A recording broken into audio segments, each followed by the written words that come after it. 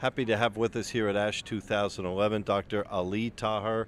He is Professor of Medicine, Hematology, and Oncology at the American University of Beirut Medical Center. Thank you, sir, for stopping by. Thank you. You're here to talk about NTDT, and let's start with an overview of what this is. NTDT means non-transfusion-dependent thalassemia. So for most of us, thalassemia is a transfusion-dependent disease. And thalassemia major are a group of patients that need to receive blood in order to survive. However, NTDT means a group of thalassemia that do not require continuous or regular blood transfusion. However, they could survive without blood transfusion at all or with minimal blood transfusion. And this term encompasses several groups of thalassemia: the beta thalassemia intermedia, hemoglobin E disease, and hemoglobin H disease. How common is this? This entity is present worldwide. Due to migration now, you could find it everywhere. However, the places where you could find it more is Asia, Middle East, and the Mediterranean. What is the significance of iron overload in this entity? Most physicians and lay people will have a misconception that somebody will become iron overloaded only if he is transfused or she is transfused. But the item NTDT will show us that these patients are severely iron overload even if they are not transfused at all. So one would wonder, how come somebody will become iron overloaded if they're not transfused? The main reason for becoming iron overload is through absorption of iron from their gut. So because they're severely anemic or they have a low hemoglobin, these patients will have a mechanism through which they will start absorbing iron from their gut. And this absorption of iron is enough to make them iron overload and to cause a lot of morbidity and mortality for these patients.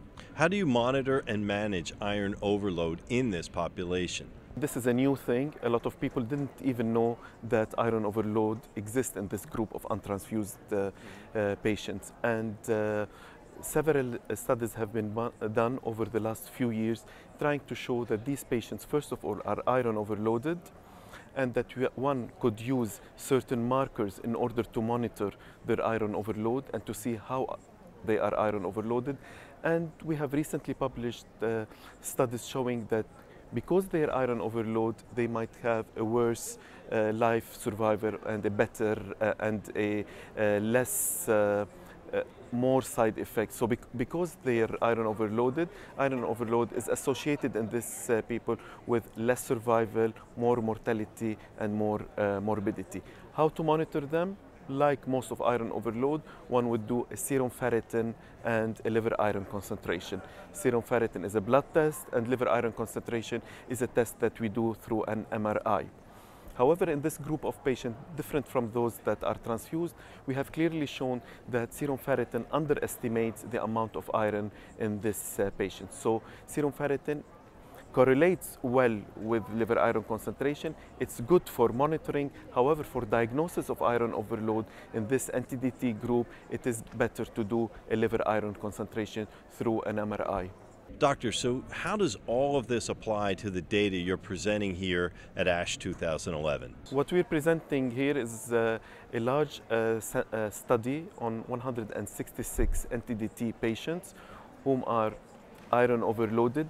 And this study is randomized, double-blind, placebo-controlled, multinational study, which means that this is probably one of the ultimate studies of evidence-based medicine, since we are now in an era of evidence-based medicine. It's a registration study, so this is why we had a placebo, meaning that some patients were on 5 milligram, another were on placebo 5, others were on 10 milligram, and the fourth group were on placebo 10 milligram. To show few points. First of all, efficacy of this drug in this group of patients compared to placebo, and what we care for more than efficacy even is the safety of this drug in this group of patients compared to placebo. Can you talk about the results? The results are present in the abstract. I mean, it clearly shows that these patients responded very well to Defarazirox, and there has been a decrease in their liver iron concentration as well as serum ferritin the decrease was significant and by far better in the 10 milligram group than the 5 milligram group. And if you compare this to the placebo increased their iron. However, the other group that received the drug decreased their iron about 10%, about 10 times more than the increase in iron. So how do you plan to build upon these findings?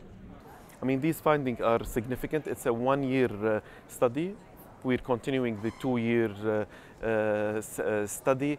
It clearly shows that there is safety. I didn't tell you, but the data also was safe, and the safety profile was similar in the placebo group to the treatment group. The safety profile was similar to any study done on the Firazerox before, so it's an efficacious and a safe drug.